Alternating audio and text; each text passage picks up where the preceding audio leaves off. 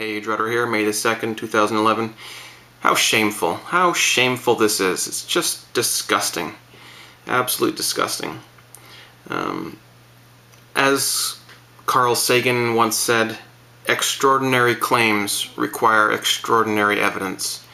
And although he was talking about things like religion when he said that, it applies to other things as well. And the extraordinary claim that the US sent a six-man team into Pakistan, killed Osama bin Laden by shooting him twice in the face, and then dumping his body immediately at sea to destroy all evidence. Oh, I mean, because no one knew what to do with the body other than that no one would accept it, and they had to get rid of it very quickly or something.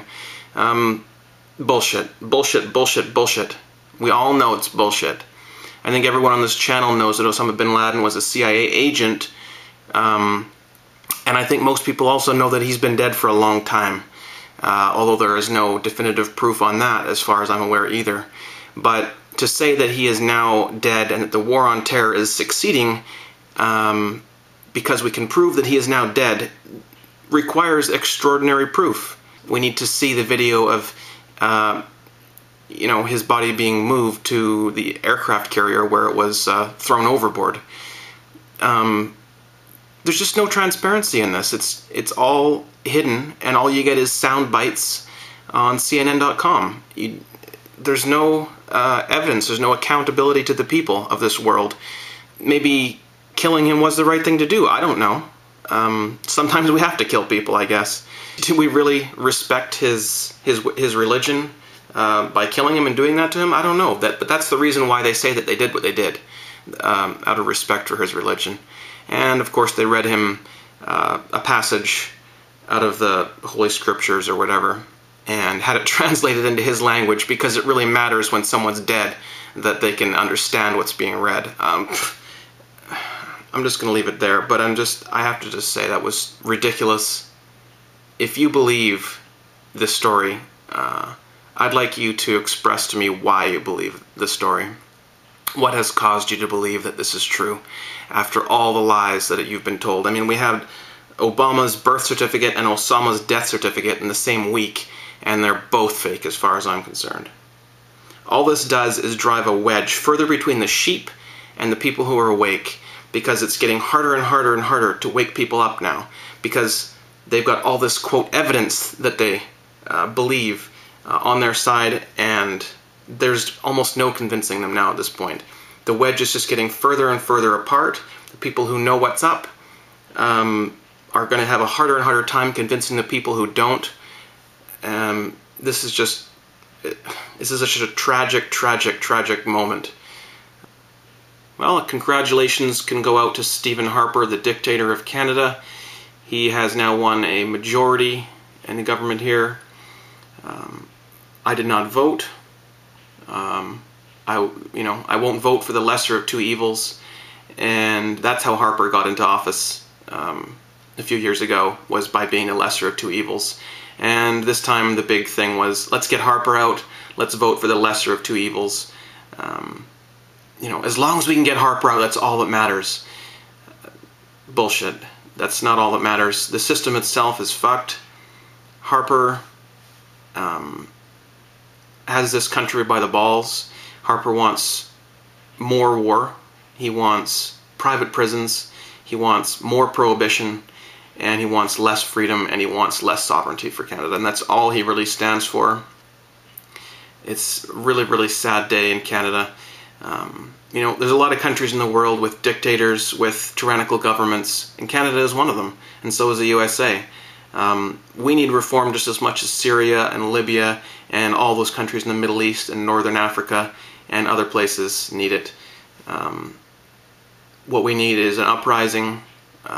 What we need is some people with guts to step forward and take this country back. This is not the government that Canada needs. This is a government for the sheep. This is a government for the blind, the government for people who want war and religion and prohibition to continue as they have been, and it's not working. Check out some of this recent price action in silver. Here we had that spike to 50, which I recorded live. what was it, about a week ago now, the following insane drop down to almost 45, then back to 48, and back down to almost 44, and then it was kind of flat for a couple of days. Then we had this amazing spike up to 49.5, and then this just unprecedented drop on the death of Osama bin Laden, and then a recovery overnight up into almost to 48 again, and then back down to 43, and now here we are at 45. The volatility here just under the $50 mark is insane, just insane. I have to keep my prices as though spot price was $49 or so right now. That is because half the time it is and half the time it isn't. The volatility is just killing me, is basically what I'm saying here. But hey, my recommendation, although of course I'm not a financial advisor, is keep on stacking. If you can get physical metal at these prices, what has changed? What has changed in the 1 minute between here and $6 lower? What changed in your silver bullion? Nothing changed. This is just pure manipulation, is all it is. So keep on buying. If it's a dip, which it seems to be, then stock up on physical. If you're trading the SLV, I don't have any advice for you because I don't trade the SLV. But yeah, get in there and get that physical in hand whenever you can. If you can get it for these, find websites or dealers that will honor these, dips down to 42 for a couple of minutes. If you can do that, then do it.